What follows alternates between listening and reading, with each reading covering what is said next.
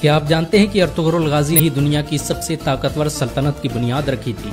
उसने अपने 2000 साथियों की मदद से एक ऐसी हुकूमत कायम की जो 700 सालों तक पूरी दुनिया पर राज करती रही।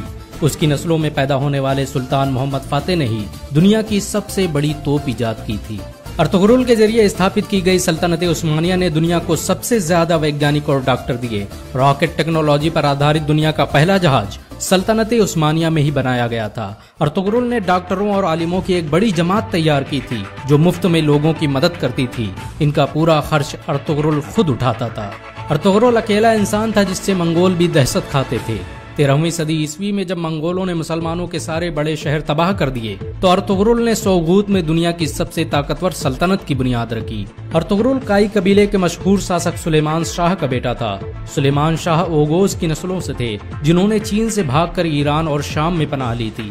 आपको ये जानकर हैरानी होगी कि चीन में आज जिन उइगर मुसलमानों पर जुल्म हो रहा है वो ओगोज की नस्लों और अर्तुगरुल के खानदान से ताल्लुक रखते हैं।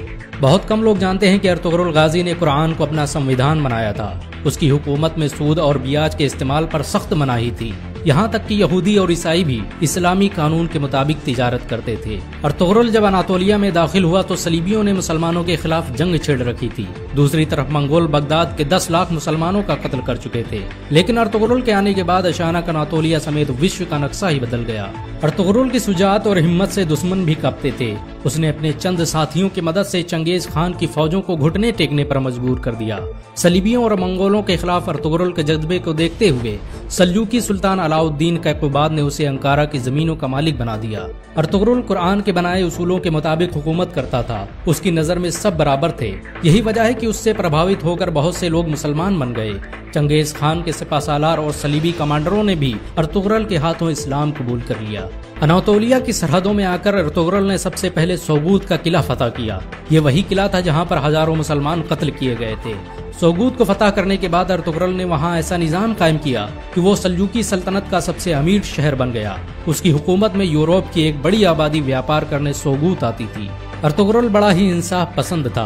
उसकी तलवार हमेशा म्यान से बाहर रहती थी। सल्जूकी सल्तनत के खिलाफ साजिश रचने वाले सादुद्दीन कोपेक से लेकर कमांडर ड्रैगोस को उसने सरेआम कत्ल कर दिया था। अर्तुगरुल ने जिस सल्तनत की बुनियाद रखी उसने मात्र 100 साल के अंदर ही आधी दुनिया को फतह कर लिया। इस सल्तनत की सरहदें एशिया से लेकर यूरोप और अफ्रीका तक फैली हुई थी। यहाँ तक कि पूरा भूमध्य सागर खिलाफत उस्मानिया के कब्जे में था। 17वीं सदी ईस्वी तक दुनिया की आधी दौलत सल्तनत उस्मानिया के कब्जे में थी। जापान, रूस और फ्रांस जैसे देश तुर्की की खिलाफत उस्मानिया से कर्जे लेते थे। यह सल्तनत इतनी बड़ी थी कि जब इसका अंत हुआ तो 42 नए देशों का निर्माण हुआ। आपको ये जानकर शायद हैरानी हो कि अर्तुगरुल का खानदान दुनिया में सबसे लंबे समय तक हुकूमत करने वाला खानदान है। उसके खानदान के 36 लोगों ने 700 सालों तक हुकूमत की। अर्तुगरुल के बाद खिलाफत उस्मानिया ने 500 से अधिक जंगें लड़ी जिनमें ज्यादातर फतह हासिल हुई। अर्तुगरुल चट्टानों की तरह सख्त था। वो जब अनातोलिया आ रहा था तभी रास्ते में उसके पिता सुलेमान शाह की डूबने से मौत हो गई और उसके भाइयों ने अनातोलिया जाने से इनकार कर दिया। लेकिन अर्तुगरुल अकेले ही अनातोलिया आया और सलीबियों पर कहर बनकर टूट पड़ा। मंगोलों ने अर्तुगरुल को मारने की हजारों कोशिशें की लेकिन वो कभी कामयाब नहीं हो सके। यहाँ तक कि उन्होंने अपने दुश्मनों से भी हाथ मिला लिया।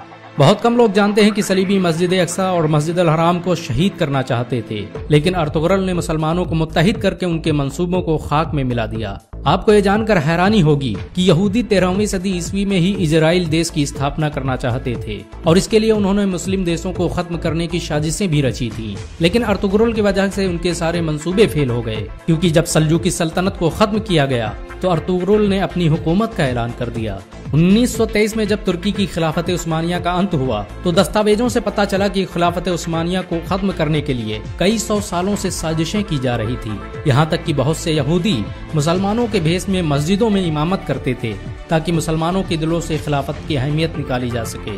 अर्तुगरुल ने सल्जूकी शहजादी हलीमा सुल्तान से शादी की थी। उसके दूसरे बेटे उस्मान के नाम पर ही इस सल्तनत का नाम खिलाफत उस्मानिया रखा गया। अर्तुगरुल के बेटे उस्मान ने जब तुर्की में उस्मानी करेंसी की शुरुआत की तो उस पर छपने वाला पहला नाम अर्तुगरुल गाजी का था। 2014 में तुर्की के राष्ट्रपति रजब तैयब अर्दोगान के कहने पर अर्तुगरुल की जिंदगी पर एक ड्रामा भी बनाया गया। अर्तुगरुल की जिंदगी पर बना यह ड्रामा इस समय दुनिया में सबसे ज्यादा देखा जाने वाला ड्रामा है। इसे 90 से अधिक भाषाओं में अनुवाद किया जा चुका है और दुनिया के 150 से अधिक देश इसका लाइव प्रसारण कर रहे हैं।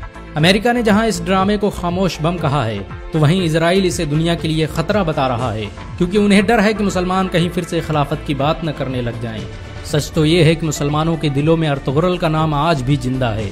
मुसलमान उन्हें आज भी इज्जत की नजरों से देखते हैं। अगर एक मुसलमान होने के नाते आपको गर्व महसूस हुआ हो तो इस वीडियो को लाइक और शेयर जरूर करें।